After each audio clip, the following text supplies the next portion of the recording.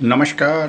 मी शामराव मोकाशी, अध्यक्ष राजाराम बापू पाटील. आपण जे काय अर्ज मागवलेले होते आणि आपण बोरोली RTOला अपील केलेलं होतं. चुकीची माहिती वाहनांची दिलेली होती म्हणून, आणि ते 28/5ला त्या अपिलाची सुनावणी होती. आपण ही सुनावणीला गेलेलो हो आणि आपण काल परवा दिवशी एक व्हिडिओ टाकलेलाच आहे की अपील आपल्या बगल्यानं झालेली आहे, चुकीची माहिती दिलेली होती. आणि आता अपिलात त्यांनी निर्णय दिलेला होता की 15 दिवसाच्या आत त्यांना तुम्ही माहिती द्या जी काय आहेत आपल्याकडं वाहनं. तर त्यांनी 7 जूनला पोस्टेज केलेलं आहे पत्र, आणि आपल्याला ते मिळालेलं आहे. अपिलाचा निकाल आपल्यासारख्याच झालेला होता, आणि मग त्यांनी आदेश जो दिलेला होता की 15 दिवसात ती माहिती द्या काय असेल. तर आता पूर्वी आपल्याला त्यांनी सांगितलं होतं 2च वाहनं होती म्हणून, पण आता हे उपरोक्त कार्यालयाच्या वाहन तपासणी वेळी तर त्यांनी या कार्यालयात वाहन तपासणीत जप्त करण्यात आलेली एकूण वाहने 27 आहेत. त्यापैकी एक वाहन हे अंधेरी RTO पश्चिम यांच्या वायुवेग पथकाने अटकावून ठेवलेलं आहे. म्हणजे बोरोली RTO 27 वाहनं आहेत. त्याने आपल्याला पहिली 2च वाहनं आहेत म्हणून दिलेलं होतं, आणि आपण अपील केलेलं होतं. अपिलात निर्णय झाला आपल्या बगल्यानं, आणि बाबा जी माहिती आहे ती द्या 15 दिवसाच्या आत त्यांना.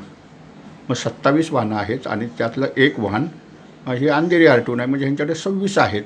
तर मग त्याच्यात 4 कार आहेत, ऑटो रिक्षा 21 आहेत, आणि त्या 21 पैकी एक ऑटो रिक्षा ही अंधेरी RTOनं पकडलेली आहे आणि ती त्यांच्यात ठेवलेली आहे. आणखीन 2 टू व्हीलर बाईक आहेत, इलेक्ट्रॉनिक बाईक. ह्या कुठली नोंदणी नाही, काय नाही, अशाच त्यांनी त्या जप्त केलेल्या होत्या. आणि ही आपलाच अपिलाचा विजय म्हणायचा आहे. जर त्यांनी हीच माहिती अगोदरी वेळेत दिली असती आपणाला, आहेत बाबा ना आमच्या ताब्यात एवढी वाहनं, ती कोणीही बघून तिथं आजही तुम्ही दहिसर RTOमध्ये गेला तर ती वाहनं पडलेलीच आहेत. तिथं 2 बायका आहेत बेकायदेशीर इलेक्ट्रॉनिक वाहनाच्या अशा, आणि त्या तपासणीत त्यांनी जप्त केलेल्या आहेत, आणि बाकीची ही 27 वाहनं आहेत. मग त्यावेळी त्यांनी चुकीची माहिती दिली, मग आता ही 27 वाहनं कुठनं आली? म्हणजे शासनाच्या अधिकाऱ्यांनी सुद्धा वेळेचं भान ठेवून आपल्या ताब्यात वाहनं आहे, ती मागितली माहिती तर कुणी देऊन टाकायची, पकडलेली होती, आहेत तुमच्याकडं. मग आता ही कुठनं आली वाहनं?